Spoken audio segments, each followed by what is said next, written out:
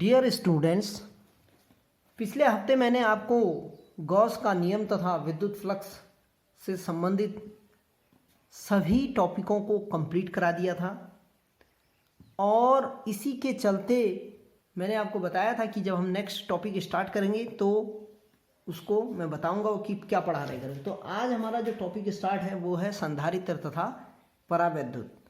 तो संधारित्र तथा परावैद्युत को समझने से पूर्व हमें चालक, अचालक और अर्धचालक को समझना जरूरी होगा। तो सबसे पहले हमारे पास आता है चालक।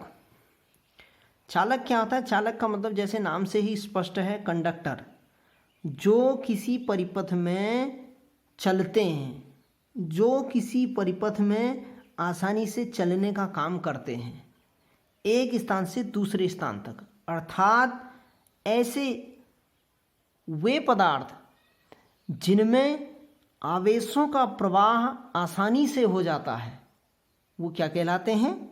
चालक कहलाते हैं। जिसमें विद्युत आसानी से फ्लो हो जाती है वो क्या कहलाते हैं?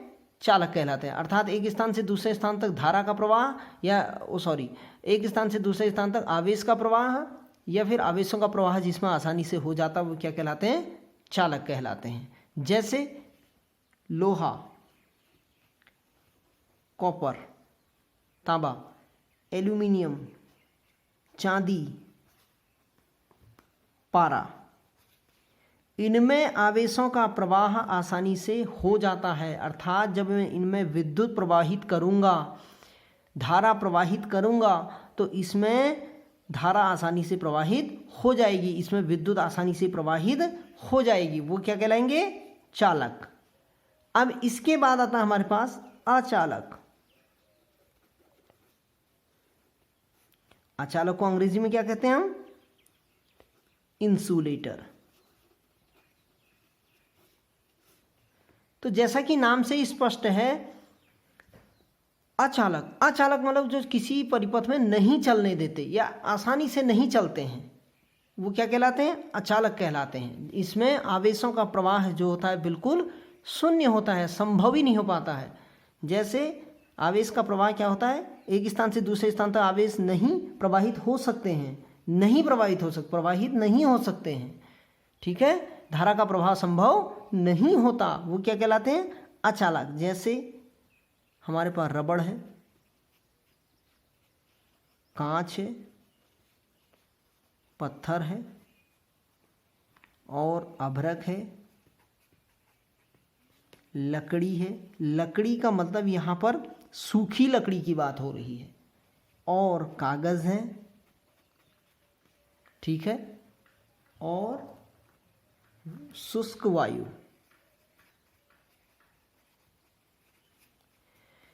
इन पदार्थों में वे पदार्थ जिसमें आवेश का प्रवाह आसानी से नहीं होता या बिल्कुल नहीं होता वे अचालक कहलाते हैं। जैसे रबड़, कांच, पत्थर, अभ्रक, लकड़ी, कागज, शुष्क वायु, प्लास्टिक, ये सभी क्या हैं? हमारे पास अचालक हैं। अचालकों को ही हम क्या कहते हैं? परावैद्युत कहते हैं। क्यों कहते हैं? क्योंकि इसमें विद्युत का प्रवाह आसानी से नहीं होता, बिल्कुल नहीं होता, धारा प्रवाहित नहीं होती। तीसरे आते हैं हमारे पास अर्धचालक। ये वैसे मैं आपको आगे भी समझाऊंगा लेकिन बेसिक चीज के लिए इनको जानना जरूरी है। अर्धचालक को अंग्रेजी में क्या कहते हैं हम?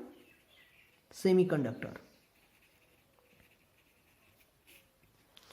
वे पदार्थ जिनकी चालकता अचालक और चालकों के मध्य होती है। अर्थात आवेशों का प्रवाह उसमें हो भी सकता है और नहीं भी हो सकता है। इनकी चालकता, अर्धचालकों की चालकता क्या होती है? चालक और अचालकों के मध्य होती है। वे क्या कहलाते हैं?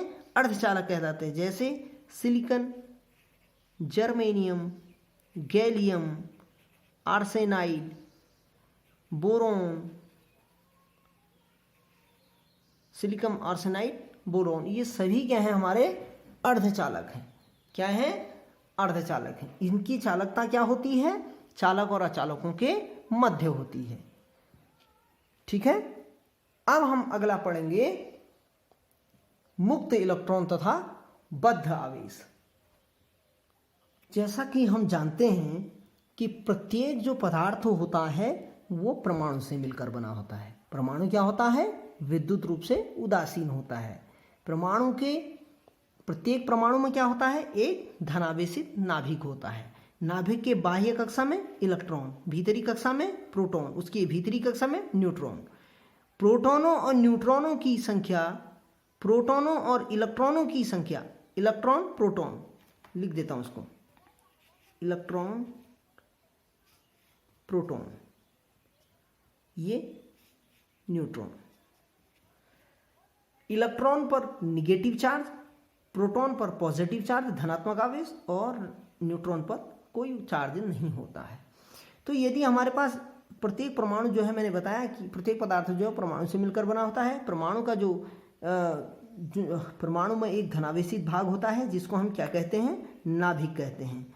इसके बाह्य कक्षा में इलेक्ट्रॉन होते हैं, उसके भीतरी कक्षा में प्रोटॉन तथा उसके भीतरी कक्षा में न्यूट्रॉन होते हैं। तो क्या होता है कि ये जो इलेक्ट्रॉन होते हैं, ये जो प्रोटॉन होते हैं, वो निश्चित ऊर्जाओं से क्या करते हैं कि कक्षाओं में क्या करते हैं? परिक्रमण करते हैं, इसके चारों ओर परिक्रमा करते हैं। और मैंने बता दिया आपको न्यूट्रॉन क्या होते हैं? विद्युत रूप से उदासीन होते हैं। तो प्रोटॉनों और इलेक्ट्रॉनों की संख्या इस परमाणु में क्या होती है? बराबर होती है, जिससे क्या होता है? इलेक्ट्रॉन नहीं, परमाणु पूर्ण रूप से विद्युत रूप से उदासीन होता है। अब होता क्या है, जो इसमें ये इलेक्ट्रॉन है, इलेक्ट्रॉन और जो प्रोटॉन है इस नाभिक में, इस परमाणु में, वो नाभिक के एक आकर्षण बल से बंधे रहते हैं, जिसको हम नाभिकीय आकर्षण बल कहते हैं। लेकिन इसमें कुछ ऐसे इलेक्ट्रॉन भी होते हैं जो कि नाभिक से जो होते हैं, नाभिक से बड़ी कम बल से क्या होते हैं? बड़ी क्षीण बल से उसकी ओर बंधे रहते हैं। यानी कि नाभिकीय आकर्षण बल से ये जो प्रोटॉन और इलेक्ट्रॉन हैं वो बहुत स्ट्रॉन्ग, बहुत मजबूत फोर्स से, मजबूत बल से बंधे रहते हैं। लेकिन इसकी बाह्य कक्षा में कुछ इलेक्ट्रॉन ऐसे होते हैं जिन पर नाभिकीय आकर्षण बल का बहुत कम प्रभाव रहता है। उन्हें क्या कहते हैं? हम मुक्त इलेक्ट्रॉन कहते हैं। मुक्त का मतलब फ्री रहते हैं, जो जिन पर कोई भी बल कार्य, उतना बल कार्य नहीं करता जितना कि और इलेक्ट्रॉन और प्रोटॉनों पर, तो वो क्या कहलाते हैं? मुक्त इलेक्ट्रॉन कहलाते हैं। लेकिन जो इलेक्ट्रॉन इससे बंधे हुए होते हैं, जो प्रोटॉन इस नाभिकीय आकर्षण बल से बंधे रहते हैं, वो क्या कहलाते हैं? बंधे हुए आवेश या बद्ध आवेश। ठीक है। तो जो जिस पर नाभिकीय आकर्षण बल का बहुत कम प्रभाव रहता है वे मुक्त इलेक्ट्रॉन कहलाते हैं। जिन और जो इलेक्ट्रॉन और प्रोटॉन बंधे हुए होते हैं नाभिकीय आकर्षण बल से, वो बद्ध चार्ज या बद्ध आवेश कहलाते हैं। कहने का मतलब यह है कि जो हमारे पास मुक्त इलेक्ट्रॉन है वो मुक्त आवेश है, और जबकि जो धनायन है, धनायन का मतलब जो फ्री ऑफ वो है, वो धनायन है जो इसमें उपस्थित, वो बद्ध आवेश है। इसी प्रकार अचालक पदार्थों में जो परमाणु की जो बाह्य कक्षाएं होती हैं वो क्या होती हैं? इलेक्ट्रॉनों से पूर्णतः भरी होती हैं बाह्य कक्षाएं अचालक पदार्थों में, और उसमें इलेक्ट्रॉन मुक्त नहीं होते हैं। ठीक है। तो कहने का मतलब यह है कि अचालक पदार्थों में या परावैद्युत पदार्थों में हमारे पास जो है मुक्त इलेक्ट्रॉन नहीं होते हैं, क्योंकि उनकी बाह्य कक्षाएं पूर्ण होती हैं। इसमें बाह्य कक्षाएं पूर्ण नहीं होती हैं। यदि हम किसी चीज़ का इलेक्ट्रॉनिक विन्यास लिखें तो उसकी बाह्य कक्षाएं पूर्ण न होने के कारण उसमें मुक्त इलेक्ट्रॉन होते हैं। जिसमें बाह्य कक्षाएं पूर्ण होती हैं, जो कि आप बाउ नियम से दिए जाते हैं, आपने पढ़ा होगा केमिस्ट्री में, तो वो क्या होते हैं? बद्ध आवेश कहलाते हैं। ठीक है। उनमें मुक्त इलेक्ट्रॉन नहीं होते। अब आता है हमारे पास विद्युत धारिता की अभिधारणा तथा इसकी परिभाषा। अब आता है विद्युत धारिता। धारिता का सबसे पहले हम धारिता का अर्थ पढ़ेंगे। धारिता क्या होती है? कैपेसिटी क्या होती है? कैपेसिटी से कैपेसिटेंस बना है। किसी चीज की माप को कहते हैं हम, किसी भी वस्तु की माप को हम, उसमें कितना लीटर पानी आता है, कितने किलोग्राम का वो है, कितनी उसमें कितना स्थान वो घेरेगा, यानी कि उसका वजन कितना है, उसकी कैपेसिटी कितनी है, उसकी माप कितनी है, वो उसकी धारिता कहलाती है। लेकिन इसी धारिता, जैसे मैं कहूँ यदि हमारे पास एक 15 किलो का कोई बर्तन है, कोई डिब्बा है 15 किलो का, जिसमें 15 किलो ही सामान आ सकता है, उससे ज़्यादा नहीं आ सकता है। तो उस वस्तु की उस डिब्बे की कैपेसिटी कितनी होगी, धारिता कितनी होगी, 15 किलो।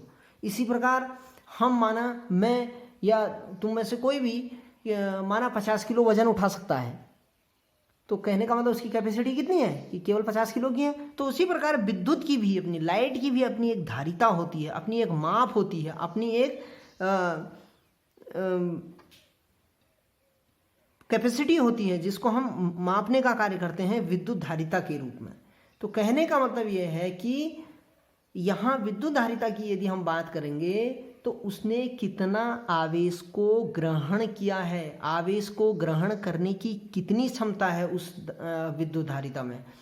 उस विद्युत वस्तु में इलेक्ट्रिक वस्तु है, उसमें किसी आवेश को अपने आप में ग्रहण करने की कितनी क्षमता है, कितनी धारिता है, उसकी कितनी माप है, कितनी उसकी ताकत है, तो उसको हम विद्युत धारिता कहते हैं। तो यहाँ हम यदि विद्युत धारिता की परिभाषा की बात पर पढ़ेंगे तो विद्युत धारिता किसी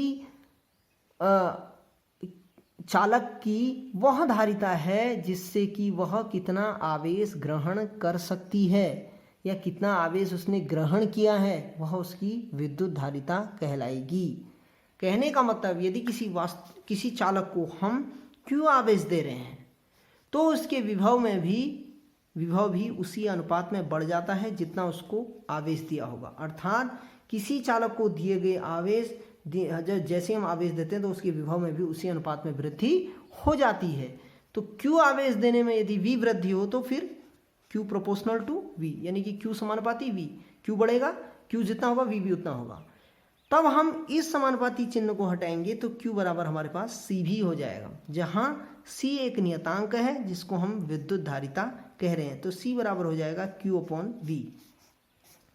C नियतांक जिसको हम क्या कह रहे हैं, विद्युत धारिता। तो C बराबर Q/V, अर्थात किसी चालक को दिए गए आवेश तथा चालक के विभव में जो वृद्धि हो रही है उसके अनुपात को क्या कह रहे हैं, हम विद्युत धारिता कह रहे हैं। अर्थात जितना उसको आवेश दिया है उतने उसके विभव में भी वृद्धि हो रही है। जितना विभव आवेश में वृद्धि हो रही है उतना विभव में भी होगी। तो इस समानुपाती को चिन्ह को हम हटा दे रहे हैं तो C आ जा रहा है हमारे पास। तो C क्या है, एक नियतांक है जिसको हम क्या कह रहे हैं, विद्युत धारिता। तो C को हम C बराबर Q/V। तो किसी चालक को दिए गए आवेश तथा चालक के विभव में जो वृद्धि हो रही उन दोनों का जो अनुपात होगा वो उसकी विद्युत धारिता कहलाएगी। इसका मात्रक होता है कूलाम, आवेश का मात्रक कूलाम प्रति वोल्ट या फिर फैरड, कूलाम प्रति वोल्ट, विभव का मात्रक वोल्ट, फैरड। अब यदि मैं एक फैरड की बात करूं, एग्जाम में आ जाता है कभी कभी, एक फैरड की परिभाषा लिखूं तो हमारा सूत्र क्या था, C बराबर Q/V। तो एक फैरड का मतलब यह है कि इसका मान भी 1 होना चाहिए, इसका मान भी 1 होना चाहिए। तो Q बराबर V बराबर यदि 1 तो C बराबर 1 फैरड कब होगा, यदि किसी चालक को 1 कूलाम आवेश देने पर उसके विभव में 1 वोल्ट की वृद्धि हो रही हो तो उस चालक की जो धारिता होगी वो 1 फैरड होगी। यदि किसी चालक को 1 कूलाम आवेश देने पर उसके विभव में 1 वोल्ट की वृद्धि हो रही तो उसके चालक की जो धारिता होगी वो कितनी होगी, 1 फैरड होगी। अब जो फैरड है हमारा, ये फैरड विद्युत धारिता का बहुत बड़ा मात्रक है। ये एग्जामिनर भी पूछता है प्रैक्टिकल में कि विद्युत धारिता का मात्रक क्या होता है, तो फैरड। फैरड, इसको हिंदी में लिख देता हूँ, फैरड। फैरड एक वैज्ञानिक थे, उन्होंने इसकी खोज करी थी, तब इसको जो है इन्होंने अपने नाम पर इसका मात्रक फैरड रख दिया।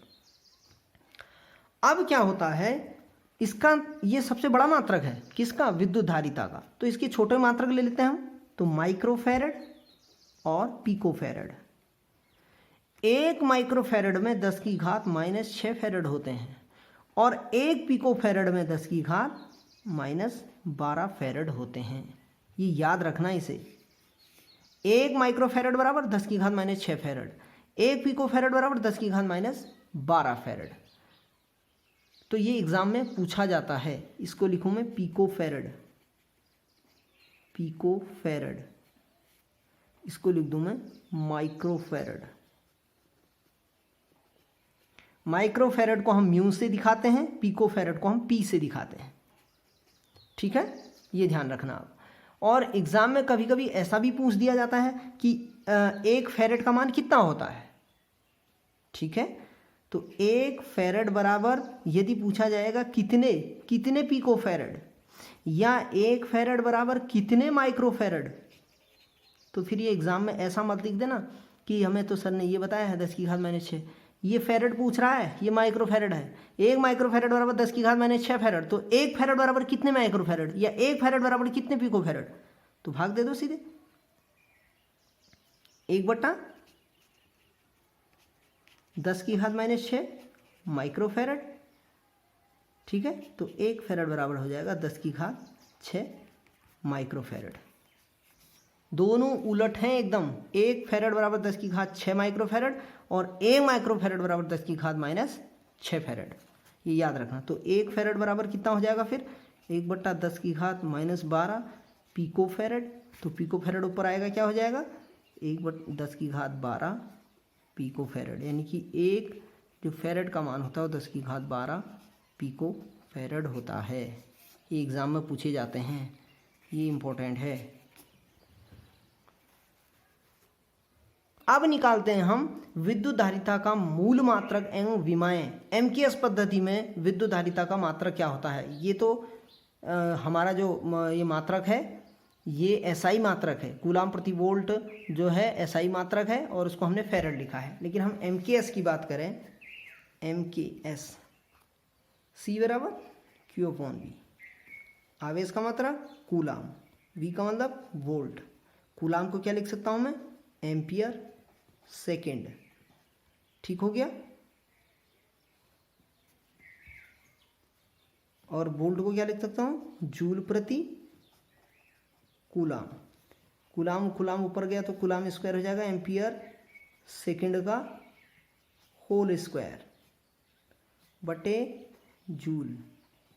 ठीक, एम्पियर सेकेंड को क्या लिख सकता हूँ मैं एम्पियर सेकेंड ही रखे रहूँ, ampere square second square.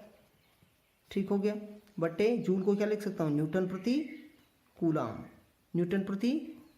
Newton गुणा मीटर लिख सकता हूँ, किसको जूल को। तो एम्पियर स्क्वायर सेकेंड स्क्वायर बटे न्यूटन मीटर। न्यूटन को क्या लिख सकता हूँ मैं न्यूटन को लिख सकता हूँ मैं किलोग्राम मीटर सेकंड की घात ऋण 2 गुणा मीटर।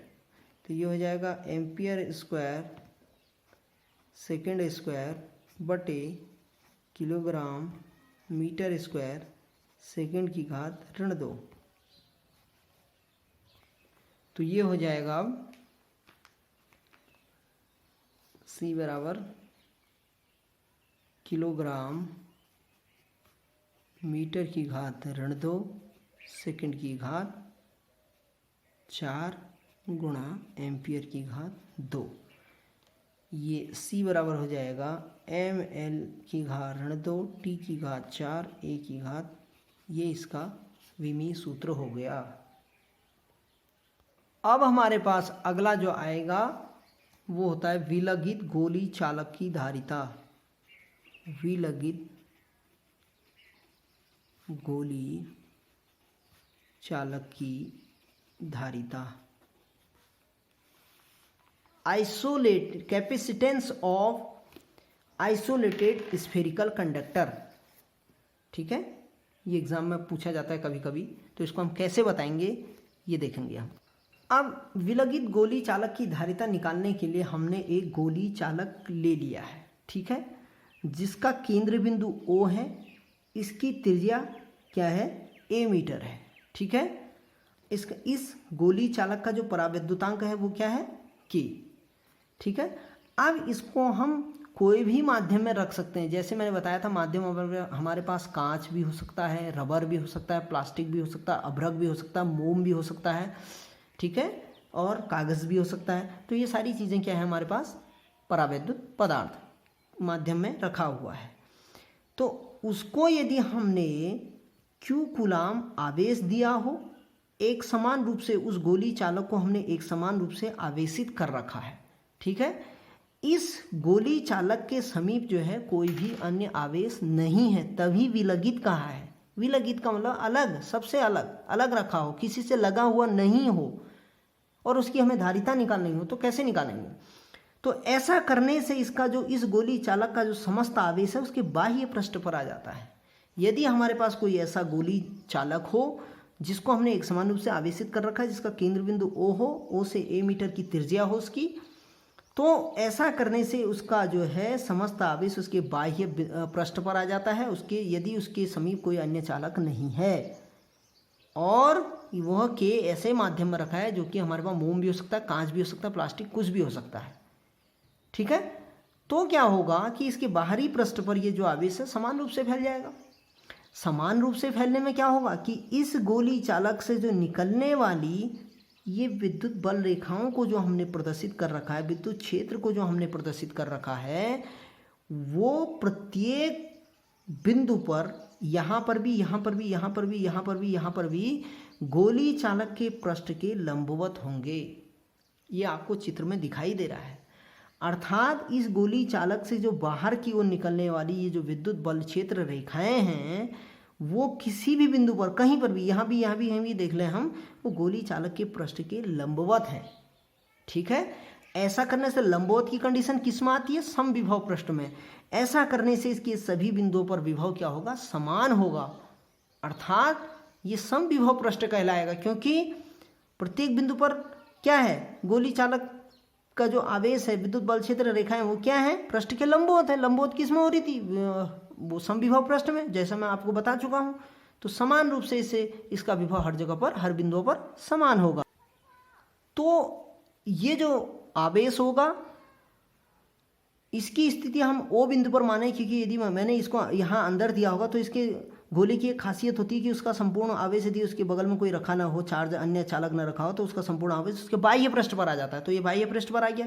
यदि मैं इसे अंदर ले लूँ तो हम जानते हैं विद्युत विभव की परिभाषा से, विद्युत विभव चालक के पृष्ठ पर, चालक के पृष्ठ पर, तो V बराबर क्या होता था हमारा? 1/4πε0 K Q/R वोल्ट। यही तो था। लेकिन यहाँ हम माध्यम ले रहे हैं और यहाँ हमने त्रिज्या R न लेकर के A लिया है, तो हम कुछ भी ले सकते हैं त्रिज्या को, Q/A वोल्ट। ठीक हो गया। लेकिन ये 1/4πε0 का मान क्या होता है? 9 × 10⁹ न्यूटन मीटर स्क्वायर पर कूलम स्क्वायर। अब क्या होता है हम जानते हैं विद्युत धारिता की परिभाषा से।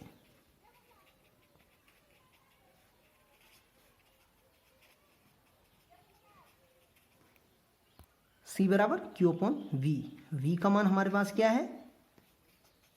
V का मान ये है, समीकरण 1 से समीकरण 2 में V का मान रखने पर, समीकरण 1 से V का मान समीकरण 2 में रखने पर, ठीक हो गया। तो क्या हो जाएगा? रख दो फिर। C बराबर Q/1/4πε0 के Q/A, तो ये Q से कैंसिल हो जाएगा, तो हमारे पास बच जाएगा 4πε0 के A। ठीक हो गया, ये बच जाएगा फैरेड। ठीक है, इतना बच जाएगा। अब स्थिति क्या आती है? अब निर्वात अथवा वायु के लिए हम जानते हैं, अब ये हमारे पास क्या निकल गया? C बराबर 4πε0 के, अर्थात किसी गोली चालक की जो धारिता होती है उसके माध्यम के परावैद्युतांक के चालक की त्रिज्या A के अनुक्रमानुपाती होता है। हम जानते हैं निर्वात व वायु के लिए क्या होता है? K का मान K बराबर 1, तो रख दो इसमें। C बराबर 4πε0 है, ये C0 ले लेते हैं, नई धारिता प्राप्त होगी ना हमें। ठीक है, फैरेड। ठीक हो गया। तो हमारे पास अब क्या बच जाएगा? इसको मैं, इस C को यदि मैं इस C0 से भाग कर दूँ, ये C0 क्या है? K मैंने हटा दिया है, तब है माध्यम के लिए, तो C/C0 बराबर हो जाएगा 4πε0 KA/, 4 pi epsilon not a, ये सब कैंसिल, तो बराबर बच जाएगा के। अर्थात जो किसी गोली चालक की जो धारिता होती है, गोली चालक की धारिता और माध्यम में गोली चालक की धारिता का जो अनुपात होता है वो उस चालक का, उस वस्तु का परावैद्युत पदार्थ कहलाता है। या किसी माध्यम का परावैद्युतांक निर्वात में विद्युत धारिता, चालक की विद्युत धारिता तथा माध्यम में चालक की विद्युत धारिता के अनुपात के बराबर होता है। ये मैं विद्युत परावैद्युतांक की परिभाषा वहाँ एप्सिलॉन अपॉन एप्सिलॉन नॉट में भी बता चुका हूँ, ठीक है। तो ये ध्यान रखना, किसी माध्यम का परावैद्युतांक उस गोली चालक की धारिता निर्वात में तथा उस गोली चालक की धारिता माध्यम के अनुपात के बराबर होती है। पिछले अध्याय में हमने पढ़ा था कि एप्सिलॉन नॉट का मात्रक जो होता है वो कूलाम स्क्वायर प्रति न्यूटन मीटर स्क्वायर होता है, लेकिन यहाँ हम इसे क्या लिख सकते हैं, फेरड प्रति मीटर या फेरड मीटर की पावर -1। ये पूछा जाता है एग्जाम में। ये दोनों एक ही हैं, लेकिन विद्युत धारिता के केस में एप्सिलॉन नॉट की जो सूत्र लिखा जाएगा, वो मात्रक लिखा जाएगा, वो फेरड प्रति मीटर या फेरड मीटर की घात ऋण 1 लिखा जाएगा। अब इसके बाद अगला है आवेशित चालक की स्थितिज ऊर्जा। जैसा कि आपने देखा होगा हमारे जो घर में फैन चलता है उसमें भी कैपेसिटर लगा रहता है। जो छत वाले फ़ैन होते हैं से ऊपर लगे रहते हैं घर में, हम उनसे हवा लेते हैं, तो वो भी बिना कैपेसिटर के नहीं चल सकता है। जैसे जैसे यदि आपने देखा होगा कभी कभी उसकी स्पीड लो हो जाती है, स्पीड कम हो जाती है पंखे की, तो वो कैपेसिटर बेकार हो चुका होता है। कैपेसिटर की जो उसमें चार्ज स्टोर करने की क्षमता वो ख़त्म हो चुकी होती है। तो उसमें लिखा रहता है माइक्रोफेरड, पिकोफेरड, इतने पिकोफेरड का, इतने माइक्रोफेरड का, इतने फेरड का, वो सब उसमें मात्रक उसके लिखे रहते हैं कि इसकी कैपेसिटी कितनी है करके। तो इसी के चलते आप कभी देखना उसमें घर में जो फ़ैन लगा है उसमें जब कैपेसिटर उसका निकालते हैं, ख़राब हो जाता है, बाज़ार से लाते हैं, तो उसको चेक करना आप कि इसमें कितना पिकोफेरड लिखा है, कितना माइक्रोफेरड लिखा है, यानी कि उसकी स्टोर करने की क्षमता कितनी है। तो अब हम अगला पढ़ते हैं आवेशित चालक की स्थितिज ऊर्जा। अब आवेशित चालक है, उसको हमने आवेशित कर रखा है, आवेश दे रखा है। तो आवेश यदि हम किसी चालक को देंगे तो हमें कुछ न कुछ तो कार्य करना पड़ेगा। बिना कार्य किए हुए हम किसी चालक को आवेशित कैसे कर सकते हैं? तो वो उसकी स्थितिज ऊर्जा के रूप में व्यय होता है। अर्थात चालक को आवेशित करने में हमें जो कुछ कार्य करना पड़ता है वो उसके विद्युत स्थितिज ऊर्जा के रूप में संचित होता है, स्टोर होता है, उसमें संग्रहित होता है। वो आवेशित चालक की स्थितिज ऊर्जा कहलाती है। तो ये कैसे है? यदि हमारे पास कोई चालक है, उसको हमने +q कूलाम चार्ज दे रखा है, ठीक है। तो चालक है, इसको हम यदि आवेशित नहीं कर रहे हैं तो फिर इसका विभव क्या होगा? भाई जब चालक को आवेश नहीं कर रखा है तो शुरू में क्या होगा, ये है, इसका कोई आवेश नहीं है, q बराबर 0 तो v बराबर 0। मैंने बताया था कि जैसे आवेश देंगे तो विभव में भी उसी वृद्धि होगी। अब हमने इसको q चार्ज दे दिया है तो इसके विभव में भी v वृद्धि हो जाएगी। तो कहने का मतलब ये है कि चालक को आवेशित करने में किए गए कार्य को ही हम चालक की स्थितिज ऊर्जा कहते हैं।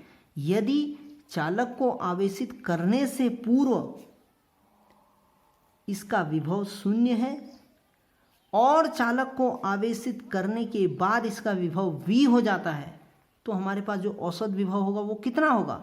0 + v/2। क्यों? क्योंकि यहाँ 0 था हमारे पास चार्ज, इसके बाद विभव भी 0 था। q चार्ज दिया, q आवेश दिया तो विभव भी v हो गया, तो v/2 हो जाएगा। ठीक हो गया। अब क्या होगा?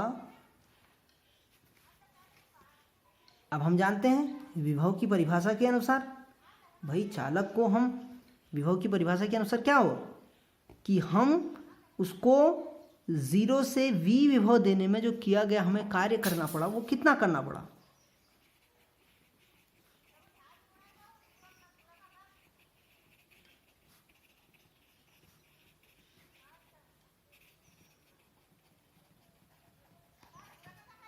W बराबर Q भी होता है।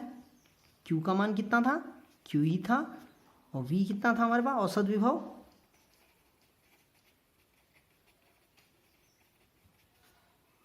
QV/2 हो जाएगा। फिर हम W बराबर QV/2 हो जाएगा। फिर हम हाफ QV, या इसको मैं क्या लिख सकता हूँ, हाफ QV। ठीक है। अब जो आवेशित जो किया गया कार्य है वो उसकी स्थितिज ऊर्जा के बराबर होता है। मैंने ये बता रखा है पूर्व में भी आपको कि किसी चालक को एक स्थान से दूसरे स्थान में या चालक को आवेशित करने में जो किया गया कार्य होता है वो इसी स्थितिज ऊर्जा के रूप में भी होता है। W बराबर U। तो स्थितिज ऊर्जा हमें ज्ञात करनी है, U का मान हमें ज्ञात करना है। तो U बराबर कितना हो जाएगा, हाफ QV। ठीक हो गया। लेकिन हम जानते हैं कि V बराबर क्या होता है, Q/C। क्यों हो रहा है सर, क्योंकि C बराबर Q/V होता है, तो V बराबर Q/C। तो ये मान क्या हो जाएगा, U बराबर हाफ Q। V का मान क्या रख दूँ मैं यहाँ पर, Q/C। तो ये हो जाएगा हाफ Q²/C। और यदि मैं U बराबर हाफ QV बराबर हाफ Q²/C, ये एक सूत्र आ गया हमारे पास। ठीक है। दूसरा, यदि मैं Q बराबर C भी रख दूं, अभी तो मैंने C बराबर Q/V की बात बताई थी, V का मान निकाला था, Q/C इसमें रख दिया था, तो ये निकल गया था। अब मैं इस समीकरण में Q की जगह C भी रख दूं तो क्या हो जाएगा, U बराबर हाफ Q की जगह क्या रखना है, C भी। तो ये हो जाएगा हाफ C²V²/C। C से C कैंसिल, तो U बराबर हाफ CV² या हाफ Q²/C या हाफ QV, कुछ भी लिख सकते हो। ये आपका जो है आवेशित चालक की स्थितिज ऊर्जा U बराबर हाफ CV² या दूसरे पदों में हाफ Q²/C या फिर हाफ QV के बराबर होती है। ठीक है। तो आज इतना ही। अब हम नेक्स्ट टॉपिक में जो है दो आवेशित चालकों को जब एक दूसरे के समीप में लाते हैं तो फिर आवेश का पुनर्वितरण किस प्रकार होता है, उसके लिए उभयनिष्ठ विभव की गणना करेंगे, ऊर्जा का ह्रास गणना करेंगे, और क्या करेंगे, आवेश की मात्रा क्या होती है, संधारित्र क्या होता है, संधारित्र की धारिता मैंने आपको बता दी, संधारित्र क्या होता है वो मैं आपको बताऊंगा।